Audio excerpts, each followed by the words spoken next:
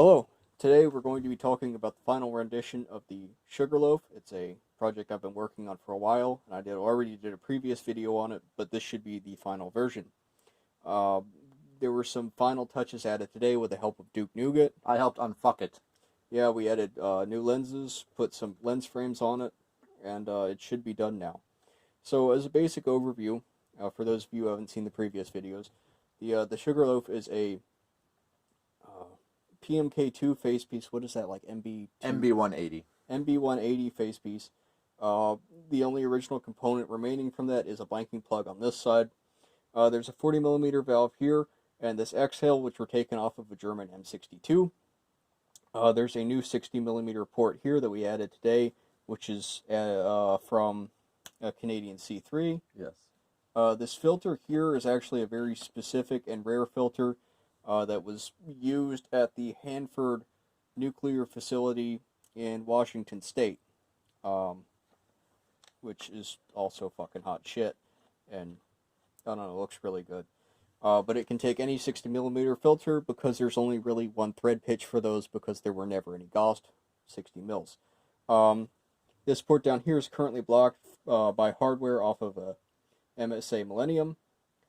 These lens frames are actually from a Bullard Davis Type 1942, which is a copy of the M3 military face piece. Lightweight service face piece, yes. Yes. And then the lenses are entirely custom made by Moulage and myself. He did the cutting, I did the finishing. They're made out of a amber orange acrylic, which is aesthetic as shit.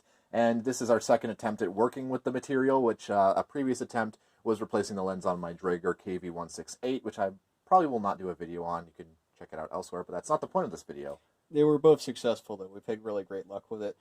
We have a speakeasy system here. This is from an original Acme speakeasy, and then because they're compatible, because this is actually 3.5mm, I've managed to attach a MSA Clearcom 5, which is a very new, modern. It's actually intrinsically safe, which means it will not ignite. The case is sealed, and it's very strong. Gives very good communication, and I guess the only other feature to mention is because it's 5-point and it's difficult to find good 6-point harnesses in the West that are this nice mesh, even though it's a little bit overboard, is this nice Chinese.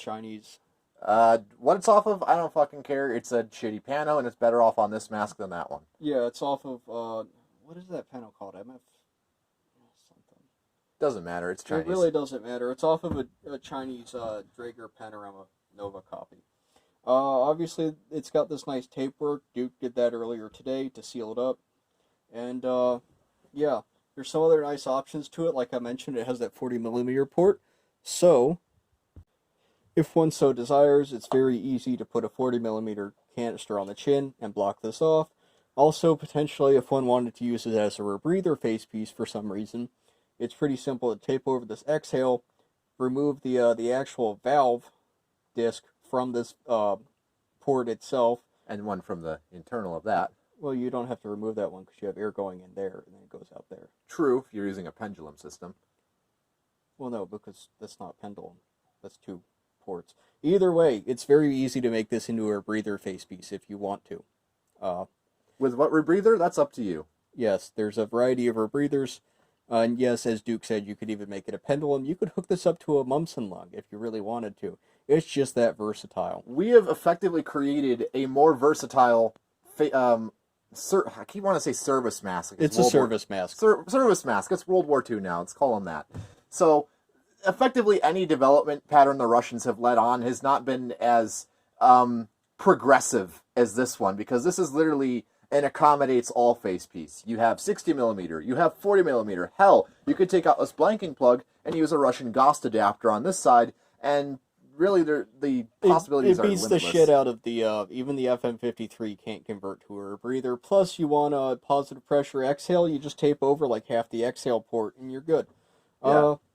As a final kind of note just on the appearance, which is what we're really happy with now, if you look at the works of the great Andrei Borshev, you notice that his face pieces tend to have a certain shape to them, almost. We noticed that when we finally put these slightly larger lenses in and put the lens clamps on there, it actually gave this nice distortion to the face piece. It spreads it out wider across the temples so you still get a decent seal.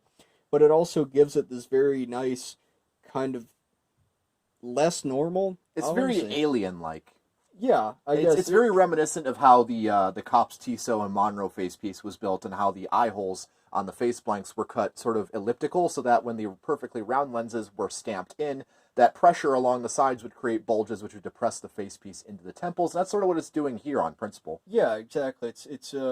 It wasn't anticipated at all, but it's been a very interesting experiment in seeing how the shape of the actual lens interacts with the rubber of the face piece. And overall, we're very pleased with that outcome. I definitely would love to see this thing just left in its original configuration. Although there probably could be more things that could be done to it in the future, but overall, I absolutely love the outcome of this project and just what it's totaled out to.